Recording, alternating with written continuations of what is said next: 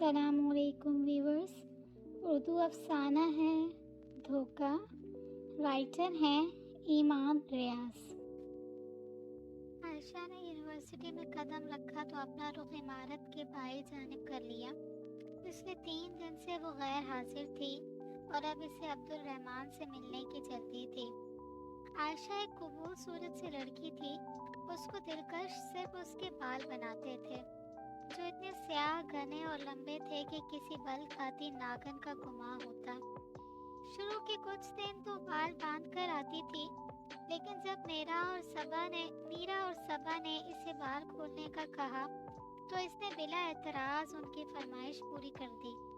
وہ کہتی تھی کہ تمہارے بال کسی کو بھی اسیر بنانے کے لیے کافی ہیں، اور ان اسیروں میں سر فہرست عبدالرحمن بھی تھا جو اسے اس روپ میں دیکھتے ہی دل ہار بیٹھا تھا. پھر عائشہ اور عبدالرحمن کے قصے ہر زبان سد عام ہو گئے. عائشہ ابھی اس بینچ سے کافی دور تھی جہاں پر یہ دونوں اکثر پائے جاتے تھے. اس نے دور سے عبدالرحمن کو دیکھ لیا، مگر وہ اکیلا نہیں تھا. اس کے ساتھ زینب بیٹھی تھی. وہ زینب جو کچھ دنوں سے اس کی آنکھوں میں کھٹک رہی تھی. یہ سارا منظر اس کے لیے نیا تھا. وہ ایک متوسط طبقے سے تعلق رکھتی تھی جو خواب سجانے والی دنیا سے کوسوں دور تھا. یہاں آ کر اس نے خواب سجانا شروع کر دیے تھے.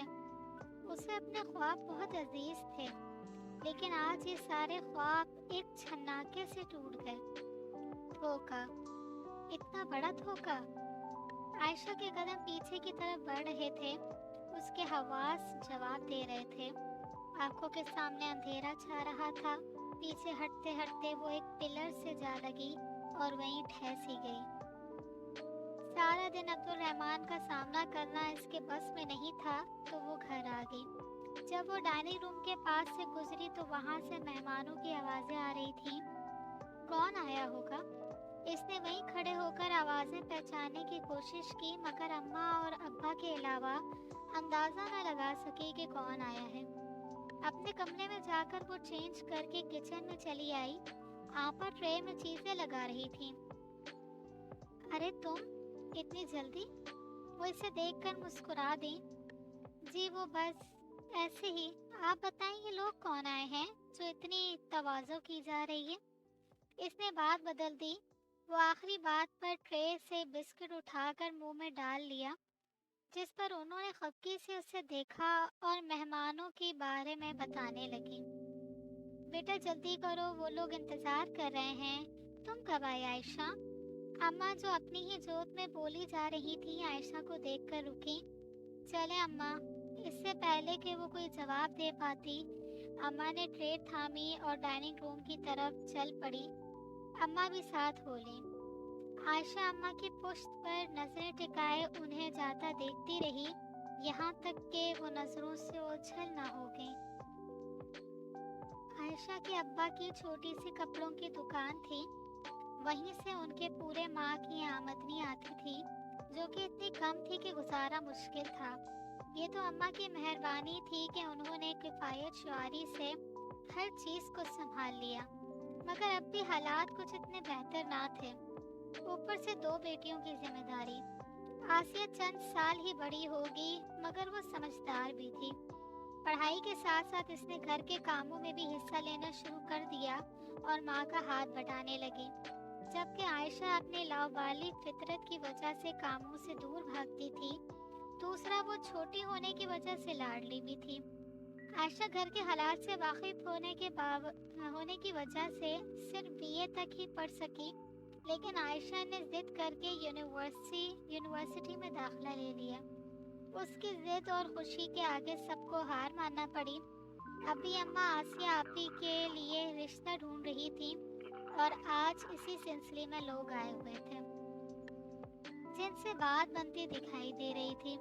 ورنہ ہر آنے والے کا ایک ہی مطالبہ ہوتا کہ لڑکا شادی سے پہلے لڑکی سے ملنا چاہتا ہے اور آپا انکار کر دیتی کیونکہ وہ کسی نامحرم سے ملنا نہیں چاہتے. جب اماں ابا زیادہ اصرار کرتے تو وہ اپنی تصویر دے دیتی. دیکھنا ہے تو یہ دیکھ لیں ورنہ انکار کر دیں. ان کی ہمیشہ یہی رٹ ہوتی، پر اس بار लड़के ने तस्वीर देखकर हामी भर दी थी और हाँ करने के लिए भी उसकी माँ और बहन आई थी। जब आपन वो लड़के की तस्वीर भी लाई थी, अल्लाह के करम से ये रिश्ता तय हो गया और अब शादी की तैयारियां चल रही थी क्योंकि वो लोग जल्द शादी करना चाहते थे। ये कुछ दिन बाद की बात है। 4 बज रहे थे। दिन के तमाम काम खत्म हो रहे थे। आयशा तेल की बोतल उठाए किचन में आ गई, जहाँ चारपाई पर आसिया आपा सब्जी काट रही थी। आसिया आपा, तेल लगा दें। इसने तेल की बोतल उनके घुटने के पास रखी जो और खुद जमीन पर अकड़ू होकर बैठ गई।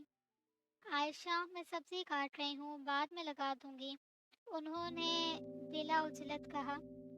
नहीं, अभी लगाएं, इसने नरूठेपन से कहा तो आपा को इसकी बात माननी पड़ी। उन्होंने सब्जी की टोकरी एक तरफ कर दी और इसके बालों में मालिश करने लगी। आयशा, देखो बाल कितने रूखे हो गए हैं आपके। आपा के लहजे में फिक्र थी। मैं कहती थी ना, बाल खोल कर ना जाया करो, नजर लग जाएगी। उन्होंने बोली बसरी बात याद दिलाई और वो सोच रही थी कि हाँ आपा, इन्हें नजर ही तो लग गई है। उधर उनकी चमक खत्म, उधर अब्दुल रहमान किसी और का हो गया। वो बहुत बड़ा धोखेबाज है, मुझे मालूम है वो ज़ैनब को भी छोड़ देगा। आयशा दिल ही दिल में कड़कती जा रही थी। आपा, एक बात पूछूं? आयशा ने सामने देखते हुए कहा। अब वो इसके बालों की छुट्टियां कर रही थी। आप किसी नामहरम के सामने क्यों नहीं जाती? काफी दिनों से इसके जहन में ये सवाल पनप रहा था, क्योंकि ऐसा करना मना है। छुट्टियां मुकम्मल हो गई। क्यों? इसने रुख मोड़ के पूछा। शायद यही हमारे लिए बेहतर है। उनके लहजे में इत्मीनान था। लेकिन आपा, इसमें क्या बेहतरी है कि आपके इतने रिश्ते आए और ठुकरा गए? इसने जताते हुए कहा। शायद वो मेरे काबिल नहीं थे। फिर वही हद दर्जा इत्मीनान। तो आपको लगता है ये आपके काबिल हैं? इसने अब की बार आए रिश्ते के बारे में पूछा। मुझे अपने रब पर पूरा यकीन है कि वो मेरे हक में बेहतर फैसला करेगा। उनकी बात सुनकर आयशा ने अपना चेहरा फेर लिया। तो क्या इस्लाम में किसी नामहरम को देखना भी गुनाह है? उसको अपनी आवाज दूर खलाओं से आती महसूस हुई। हाँ, जवाब आया। और उस लड़की का क्या जो एक लड़के से मिलती है, बातें करती है? किस रिश्ते की बुनियाद पर? सवाल पूछा गया था। नहीं, उसे लगा इस पर लावा उंडेल दिया गया। उसका जिस्म उससे तप रहा है, चल रहा है। ये तो उसने कभी सोचा भी ना था कि वो किस रिश्ते की बुनियाद पर अब्दुल रहमान से मिलती है। क्या रिश्ता था उनके दरमियान? कोई नहीं। उसका गला रुंध गया। तो फिर तो वो बहुत बड़ी धोखेबाज है। क्या वो धोखेबाज है? नहीं। इसने किसके साथ धोखा किया? किसी के साथ नहीं। तो फिर वो धोखेबाज हुई? हाँ, वो अपने रब को धोखा दे रही है, अपने मजहब को धोखा दे रही है, वो अपने माँ बाप को भी। तो वो हुई ना सबसे बड़ी धोखेबाज। वो मुस्कुराई तंज़िया अंदाज में। हाँ, वो धोखेबाज ही होगी, क्योंकि वो धोखा दे रही है अपने माँ बाप को, अपने मजहब को और अपने रब को। आपा इसकी आवाज ना सुन सकी थी, क्योंकि उसकी आवाज एक सरगोशी से ज्यादा ना थी।